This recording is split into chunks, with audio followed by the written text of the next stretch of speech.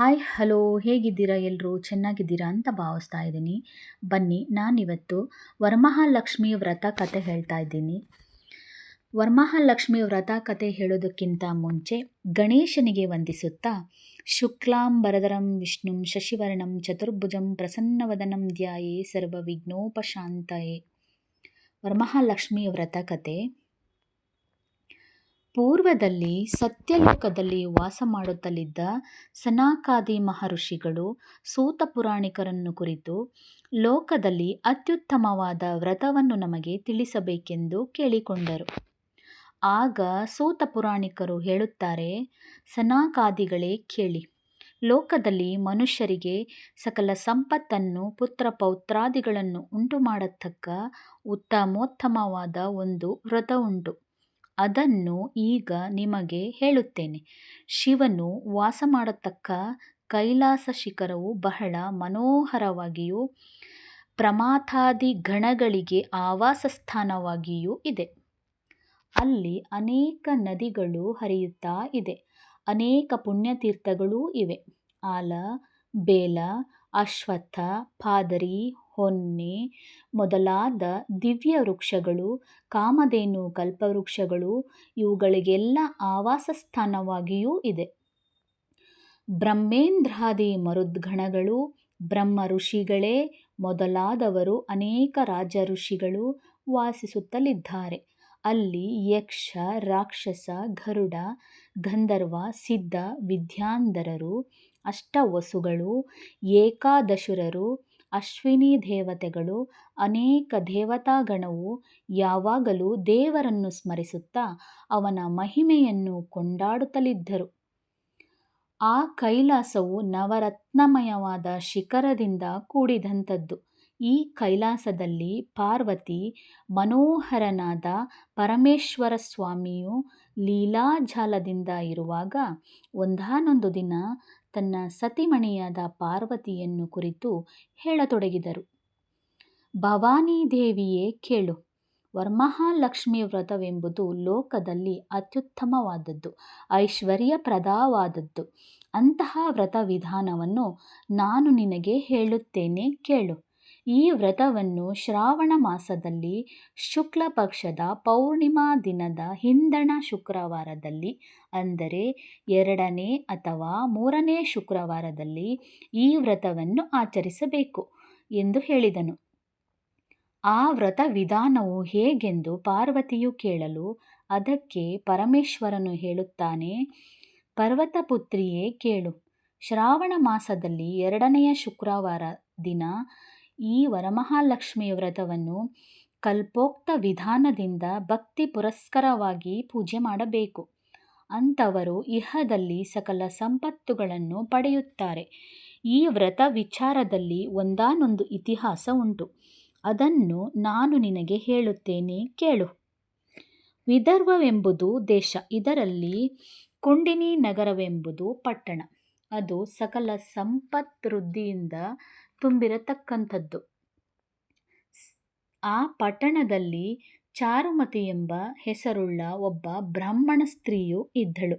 ಆಕೆಯು ಪತಿವ್ರತಾ ಶಿರೋಮಣಿಯಾಗಿದ್ದರೂ ದಾರಿದ್ರ್ಯ ದೋಷದಿಂದ ಪೀಡಿಸಲ್ಪಟ್ಟಿದ್ದರೂ ಸ್ವಲ್ಪವೂ ಕೋಪವಿಲ್ಲದೆ ಪತಿಯ ಆರೈಕೆಯಲ್ಲಿ ಅತ್ಯಂತ ಆಧಾರವುಳ್ಳವಳಾಗಿ ಗಂಡನ ಮನಸ್ಸಿಗೆ ಸ್ವಲ್ಪವಾದರೂ ವ್ಯಥೆಯುಂಟಾಗದಂತೆ ಸವಿ ನುಡಿಗಳಿಂದ ಕೂಡಿ ಸಕಲ ಪ್ರಾಣಿಗಳಿಗೂ ಪ್ರಿಯಳಾಗಿರುತ್ತಿದ್ದಳು. ಈಕೆಯ ಒಳ್ಳೆಯ ವರ್ತನೆಯನ್ನು, ಪತಿವ್ರತ ಧರ್ಮವನ್ನು ನೋಡಿ ಈಕೆಯ ಪುಣ್ಯ ವಿಶೇಷದಿಂದ ನಿದ್ರೆಯ ಕಾಲದಲ್ಲಿ ರಾತ್ರಿ ವೇಳೆಯಲ್ಲಿ ವರಮಹಾಲಕ್ಷ್ಮೀ ದೇವಿಯೇ ಅಲ್ಲಿಗೆ ಬಂದು ಈಕೆಯೊಡನೆ ಮಾತನಾಡಿದಂತೆ ಸ್ವಪ್ನವಾಯಿತು. ಅದು ಹೇಗೆಂದರೆ, ಎಲೈ ಪತಿವ್ರತಾ ಶಿರೋಮಣಿಯೇ, ಪುಣ್ಯಶಾಲಿಯೂ ಆಗಿರುವ ಚಾರುಮತಿಯೇ, ನಾನು ವರಮಹಾಲಕ್ಷ್ಮಿಯು. ನಾನು ನಿನಗೆ ವರಪ್ರಸಾದವನ್ನು ಮಾಡಬೇಕಂತಲೇ ಇಲ್ಲಿಗೆ ಬಂದಿರುವೆನು. ನಿನಗೆ ಒಳ್ಳೆಯದಾಗತಕ್ಕಂತಹ ವಿಚಾರವನ್ನು ತಿಳಿಸುತ್ತೇನೆ ಕೇಳು. ಶ್ರಾವಣ ಮಾಸದಲ್ಲಿ ಶುಕ್ಲ ಪಕ್ಷದಲ್ಲಿ 2ನೇ ಶುಕ್ರವಾರದ ದಿನ ನನ್ನ ಪೂಜೆಯನ್ನು ಯಾರು ಭಕ್ತಿಯಿಂದ ಮಾಡುತ್ತಾರೆಯೋ ಅವರಿಗೆ ಸಕಲ ಇಷ್ಟಾರ್ಥಗಳನ್ನು ನಾನು ಕೊಡುತ್ತೇನೆ. ಪುಣ್ಯಶಾಲಿಗಳಾಗಿದ್ದವರಿಗೆ ಮಾತ್ರ ಈ ನನ್ನ ವ್ರತದಲ್ಲಿ ಭಕ್ತಿಯುಂಟಾಗುವುದೇ ಹೊರತು ಮಿಕ್ಕವರಿಗೆ ಉಂಟಾಗಲಾರದು. ಇಹದಲ್ಲಿ ನನ್ನನ್ನು ಯಾರು ಆರಾಧಿಸುತ್ತಾರೋ ಅವರೇ ಧನ್ಯರು, ಸಾಹಸಿಗಳು, ಅವರೇ ಸ್ತೋತ್ರಾರ್ಹರು, ಅವರೇ ಉತ್ತಮ ಪಂಡಿತರೆಂದು ತಿಳಿಯುವುದು. ಯಾರು ನನ್ನ ಕಟಾಕ್ಷಕ್ಕೆ ಭಾಗಿಗಳಲ್ಲವೋ ಅವರ ಬಾಳು ವ್ಯರ್ಥವೇ ಸರಿ.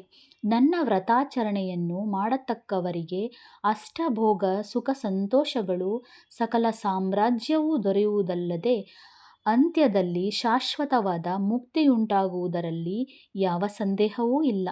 ಹೀಗೆಂದು ಚಾರುಮತಿಯೊಂದಿಗೆ ಹೇಳಿ ವರಮಹಾಲಕ್ಷ್ಮಿಯು ಅಂತರ್ಧಾನವನ್ನು ಹೊಂದಿದಳು. ಚಾರುಮತಿಯಾದರೂ ಆ ಕೂಡಲೇ ನಿದ್ರೆಯಿಂದ ಎದ್ದು ಸಂತೋಷದಿಂದ ಕೂಡಿ ತನ್ನ ನೆಂಟರಿಷ್ಟರಿಗೆಲ್ಲ ಈ ಸ್ವಪ್ನ ವೃತ್ತಾಂತವನ್ನು ಹೇಳಿದಳು. ಸಕಲರೂ ಆನಂದಭರಿತರಾದರು. ಆ ಬಳಿಕ ಚಾರುಮತಿಯೇ ಮೊದಲಾದವರೆಲ್ಲ ವರಮಹಾಲಕ್ಷ್ಮಿ ವ್ರತದ ದಿನವನ್ನೇ ಎದುರು ನೋಡುತ್ತಿದ್ದರು. ಇವರ ಭಾಗ್ಯವಶದಿಂದ ಶ್ರಾವಣ ಮಾಸವು ಬಂದಿತು. ಆ ತಿಂಗಳಿನ 2ನೇ ಶುಕ್ರವಾರದ ದಿನ ಕಲ್ಪೋಕ್ತ ವಿಧಿಗಳಿಂದ ಸರ್ವರೂ ಈ ವ್ರತವನ್ನು ಭಕ್ತಿಪೂರ್ವಕವಾಗಿ ನೆರವೇರಿಸಿದರು. ಈ ವ್ರತವನ್ನು ಮಾಡಿದ ಎಲ್ಲರಿಗೂ ಲಕ್ಷ್ಮೀದೇವಿಯ ಅನುಗ್ರಹ ಉಂಟಾಗಿ ಸುಖದಿಂದ ಇದ್ದರು. ವರಮಹಾಲಕ್ಷ್ಮಿಯ ಅನುಗ್ರಹಕ್ಕೆ ಪಾತ್ರಳಾದ ಚಾರುಮತಿಯು ಸಕಲೈಶ್ವರ್ಯದಿಂದಲೂ ಪುತ್ರಪೌತ್ರಾದಿಗಳಿಂದ ಕೂಡಿದವಳಾಗಿ ಬಡವರಿಗೆ ಅನ್ನ ವಸ್ತ್ರಾದಿಗಳನ್ನು ಕೊಡುತ್ತಾ ಬಂಧು ವರ್ಗದವರನ್ನು ಕಾಪಾಡುತ್ತಾ ಇಹಲೋಕದಲ್ಲಿ ಸಕಲ ಸುಖಗಳನ್ನು ಪಡೆದು ಪರಲೋಕದಲ್ಲಿ ಉತ್ತಮೋತ್ತಮವಾದ ಮುಕ್ತಿಯನ್ನು ಹೊಂದಿದಳು. ಆದ ಕಾರಣ ಎಲೈ ಪಾರ್ವತಿಯೇ, ಇಹದಲ್ಲಿ ಯಾರು ಈ ವರಮಹಾಲಕ್ಷ್ಮಿ ವ್ರತವನ್ನು ಭಕ್ತಿ ಪುರಸ್ಕರವಾಗಿ ಮಾಡುತ್ತಾರೆಯೋ ಅಂಥವರು ಸಕಲೈಶ್ವರ್ಯಗಳನ್ನು ಪಡೆಯುತ್ತಾರೆ. ಹೀಗೆಂದು ಪರಮೇಶ್ವರನು ಪಾರ್ವತಿಗೆ ಹೇಳಿದನು.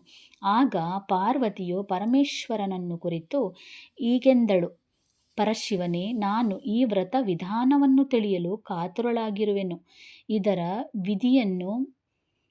ವಿಧಾನವನ್ನು ದಯಮಾಡಿ ನನಗೆ ತಿಳಿಸಬೇಕೆಂದು ಕೇಳಿದಳು. ಆಗ ಪರಶಿವನು ಮತ್ತೆ ಹೀಗೆಂದನು: ಪಾರ್ವತಿಯೇ, ಕೇಳು. ಈ ವರಮಹಾಲಕ್ಷ್ಮಿ ವ್ರತವನ್ನು ಸ್ತ್ರೀಯರಾಗಲಿ ಪುರುಷರಾಗಲಿ ಮಾಡಬಹುದು. ಬೆಳಗ್ಗಿನ ಸಮಯದಲ್ಲಿ ಅಭ್ಯಂಜನವನ್ನು ಮಾಡಿಕೊಂಡು ಶುದ್ಧ ವಸ್ತ್ರಗಳನ್ನುಟ್ಟು ನಿತ್ಯ ಕರ್ಮಗಳನ್ನೆಲ್ಲ ತೀರಿಸಿಕೊಂಡು ತನ್ನ ಮನೆಯಲ್ಲಿ ಮನೋಹರವಾದ ಪ್ರದೇಶದಲ್ಲಿ ಶುದ್ಧಿ ಮಾಡಿ ರಂಗವಲ್ಲಿಯಿಂದ ಅಲಂಕರಿಸಿ ಅಲ್ಲಿ ದಿವ್ಯತರವಾದ ಮಂಟಪವೊಂದನ್ನು ನಿರ್ಮಿಸಿ ಅದರಲ್ಲಿ ಪಂಚವರ್ಣದಿಂದ ಕೂಡಿದ ಅಷ್ಟದಳ ಪದ್ಮವನ್ನು ಬರೆದು ಅದರಲ್ಲಿ ತಾಮ್ರ ಪಲ್ಲವಗಳಿಂದ ಕೂಡಿದ ಕಲಶವನ್ನಿಟ್ಟು ವರಮಹಾಲಕ್ಷ್ಮೀ ದೇವಿಯ ಪ್ರಾಣ ಪ್ರತಿಷ್ಠೆಯನ್ನು ಮಾಡಿ ಕಲ್ಪೋಕ್ತ ವಿಧಾನದಿಂದ ಆರಾಧಿಸತಕ್ಕದ್ದು. ಪದ್ಮಾಸನೆ ಎಂದು ಮಂತ್ರಪೂರ್ವಕವಾಗಿ ದೇವಿಯನ್ನು ಸರ್ವೋಪಚಾರದಿಂದ ಸಂತಸಗೊಳಿಸಬೇಕು. ಫಲ, ದಕ್ಷಿಣೆ, ಉಪಯನಾದಿಗಳನ್ನು ಯೋಗ್ಯರಾದ ಬ್ರಾಹ್ಮಣರಿಗೆ ದಾನ ಮಾಡತಕ್ಕದ್ದು.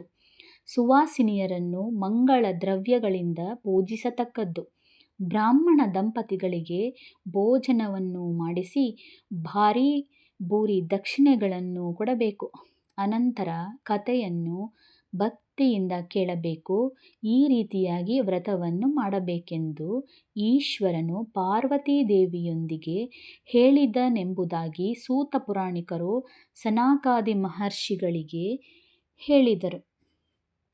ಈ ವ್ರತವನ್ನು ಯಾರು ಭಕ್ತಿಯಿಂದ ಮಾಡುತ್ತಾರೋ ಅಂಥವರು ಸಕಲೈಶ್ವರ್ಯಗಳನ್ನು ಪಡೆಯುತ್ತಾರೆ.